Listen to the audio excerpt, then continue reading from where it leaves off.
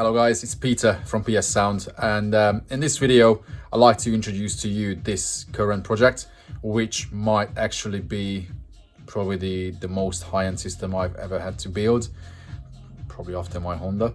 Well, the AMG, the Mercedes AMG that we did a year and a half ago, that was pretty sick as well. But this system is going to be very special, so let me introduce to you what the plan is. So it is a Opel Insignia, which is only available, I think, in Europe. I don't think guys in America or elsewhere know this car.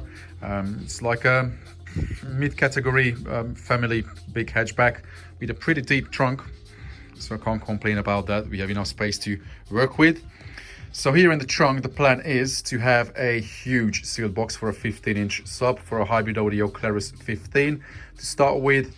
Which has good capabilities to be loud as well as really good for quality.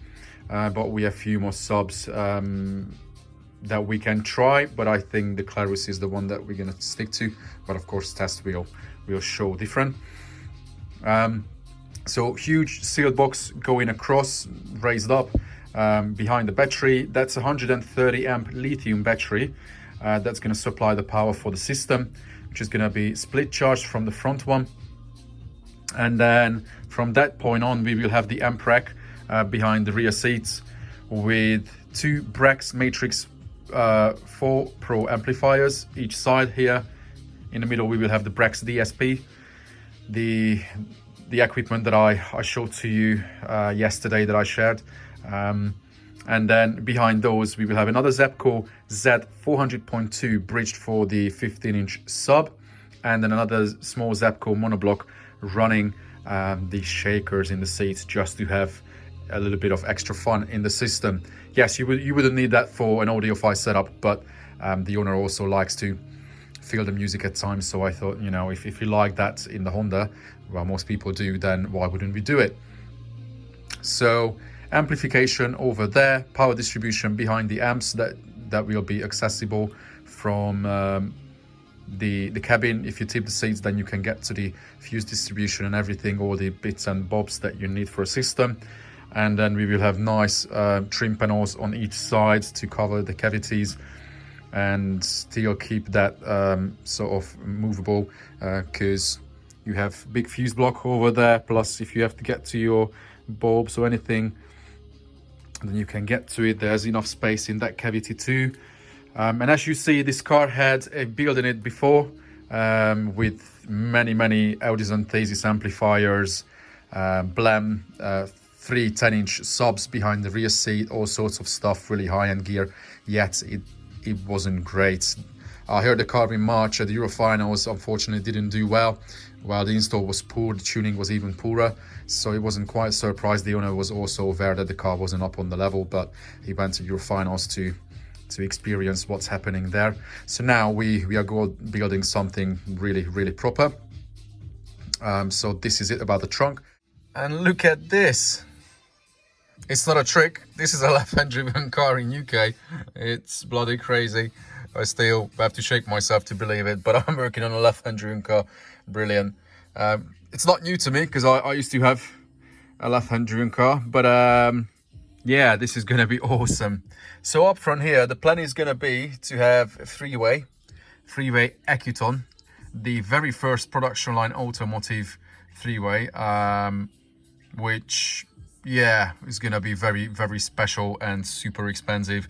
Not the most expensive on the market, but I can just say that much, that it's around 6.5 grand euros for the three-way. Yeah, now you probably have to sit down. But what those speakers do, yeah, that's definitely special. So the plan is that we're gonna have kick builds. This is an automatic car, so we have a lot of space in the kicks. I will have to move wiring, boxes and everything else, but it's doable. The floor carpet will have to be removed, cut, all that crazy stuff. So the 6.5-inch mid base is going to be there in huge kick builds. As you see, mid is going to be up on the dash, so the whole dash has to come out to do it properly. That's going to be interesting. And the tweeter is going to be in the pillar, not where the ring is, a little bit further up. close to the mid-range in the pillar, fiberglass into it. Director is already in it from the previous builds. I will have to locate the FIO M11 player somewhere around here, so it's going to be easy to reach it and control it. You can see the lineup for the kick build on that side, and you can also see the previous mid-bass install, which was a very shit attempt. People think that good mid-bass is if they have a lot of impact and a lot of bass.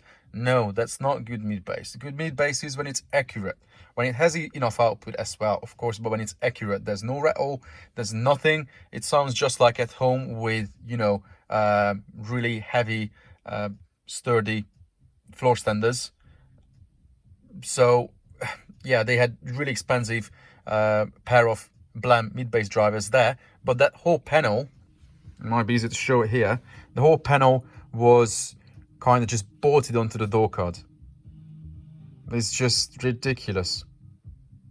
It's nice and smooth, trimmed well, you know, it looks acceptable, presentable, but yeah, I will have to modify that to make it look pretty, but that has to go from there. Good thing is I don't have to pull speaker cables through to the doors. That's the old cable. I have to take all of that out, and then the fun can begin. So as you see, I'm ahead of a huge install, and fingers crossed I can you know, take as much footage as possible and share it with you guys. Yeah, I should have probably a separate video for the sub enclosure construction, because it's not really a usual way of doing a box.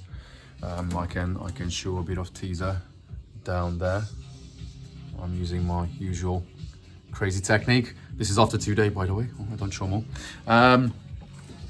Yeah, I can have a video about the MPREC. I can talk about for you guys about what to look out for mounting, cable running, air circulation, all these things. Then obviously front end speaker installation, and then a finish video. Well, this is the plan. How much I can actually do from all this, we will see. But hopefully you can all find something interesting in it, and hopefully you like this introduction as well. Guys, let me know what you think. Subscribe, that means a lot to me, and feel free to share the video, share the love of car audio, and hopefully I can talk to you very soon. Take care.